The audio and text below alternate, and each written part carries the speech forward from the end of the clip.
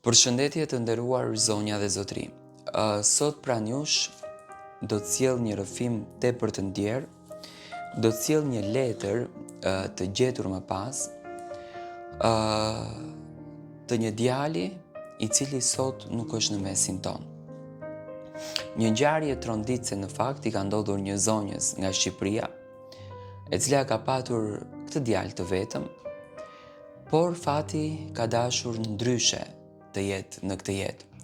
Me thënë, ajo, si çdo nën, ka sakrifikuar, e ka rritur, por në moshën pikërisht 27 vjeç, një aksident me motor i ka marrë jetën këtij djali. Dhe pas një muaj të vdekjes së djalit, ajo ka gjetur një letër në sirtarin ku djali, në dhomën e gjumit, do të thënë ku djali ka fjetur. Dhe ajo dëshiron që të ndanë historinë e saj dhe njëkohësisht të ndanë edhe letrën me ne. Përshëndetje Tiranë. Unë që po të shkruaj këtë letër me kaq shumë dhimbje, jam një nën tashmë shumë e thyer nga Shqipëria. Nëse e pyes veten a ja kisha ditur vlerën jetës, do të kisha thënë jo, prej në momentin që mua më ndodhi ngjarja, nuk ja kisha ditur vlerën. Por kjo është e vërteta. Unë u martova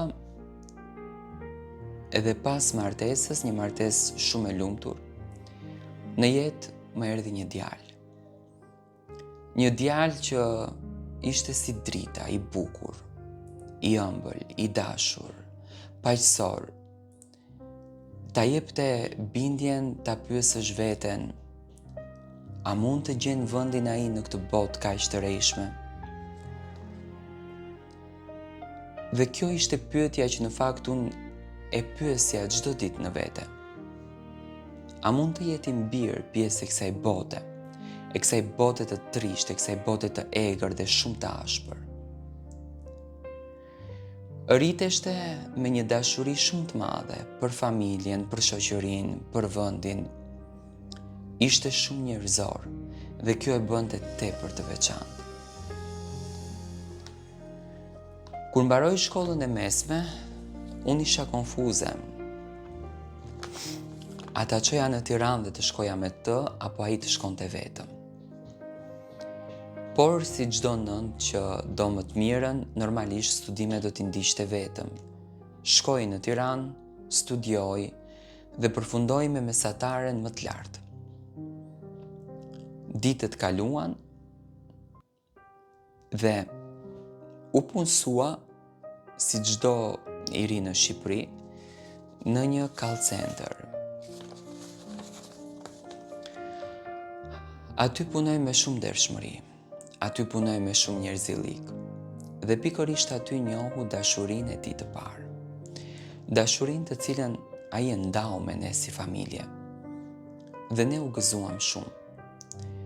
Por si të rinte kësaj kohe, dëshironte që të kaloni një kohë së bashku, dëshironte që të argëtoheshin të dy së bashku dhe ta jetonin momentin.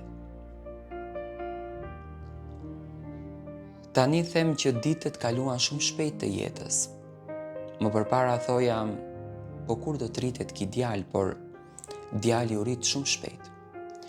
U rit aq shpejt sa që sot them ku të mos ishte rritur. Ka qenë natë e mërkurë në orën 22, jashtë po binte një shi, kur telefoni im cingroi. E habitur si kur më parë një numër dhe pas atij numrit ishte një zë i një burrit i cili më tregoi që djali i cili kishte humbur jetën me motor ishte i mbir. Për mua ishte tmerrshme. Nuk e besoja dot që ishte e vërtetë. Nuk e di as edhe çfarë kam veshur, thjesht dola nga shtëpia e habitur për të ikur në morgun e Tiranës dhe për të takuar timbirin, por tani jo më të gjallë, por të vdekur. Kur e hapa çarçafin, poshtë atij çarçafit ishte pikërisht ai, i mbirë. U trondita. U ktheva në shtëpi dhe që atë ditë jeta ime përfundoi. Nuk e besoja dot që do t'ishte e tillë realiteti. U mbylla në vete, u trondita, u trishtova. Jetoja si e tmerruar çdo ditë. Mundohesha që të marr veten, por nuk kalonte. Në ëndër më dilte çdo natë dhe një natë më tha që mami, shko te zyrtari im i parë dhe merr një letër. U ngrita e tëra në djerës. Thash se çfarë po ndodh. Dal te zyrtari, e marr letrën dhe e hap atë letër. Në fakt në fillim kisha frikë që ta hap, por e hap. Dhe tek ajo letër që unë lexova, unë u trondita. Ai e kishte parandjerë që do t'i vinte kjo ditë edhe kishte lënë shumë amanete aty. Dhe një nga amanete që kishte lënë ishte që unë të pranoja realitetin dhe të mos të çmendesha, por të jetoja e lumtur, e gëzuar dhe pozitive për të. Për mua ishte e tmerrshme që të pranoja një realitet të tillë, por jeta më mësonte që duhesh të ta bëj. Duhesh të ta bëj pa ngurtësuar fare. U mundova në fakt që ta bëja. U mundova që ta jetoja. U mundova që ta shijoja. Por vdekja është shumë e keqe. Në atë letër më kishte lënë edhe një dhuratë. Dhe dhurata ishte një varse që ai e ka mbajtur gjatë kohë. Me thënë, letra ishte e paketuar. Atë varse sot e kam kujtimin më të bukur të jetës time, sepse unë them që ishte si dhuratë e ardhur më pas në jetë.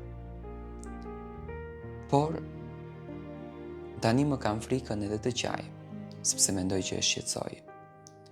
Kam frikën edhe të flas, sepse mendoj që ai ndihet keq. Thjesht unë dua t'i them për te kësaj letre që unë e dua shumë, që unë mundohem që të mbaj veten, që unë mundohem që ta jetoj jetën, edhe që unë mundohem që ta gëzoj atë, dhe ta bëj që ai të frymon e lirshëm, të jeton dhe të gëzon. Kjo është jeta dhe kjo është e vërteta. Ne mendojmë që jetojmë një realitet, por jo. Ne jetojmë një dramë të dhimbshme, që një ditë e një ditë të gjithë po diqemi nga pak dhe nuk e kuptojmë. Uroj me zemër që ai ta kupton, që unë e dua shumë dhe do të vazhdoj ta kujtoj edhe kur e gjithë bota ta ketë harruar. Fa kjo është letra e kësaj nëne.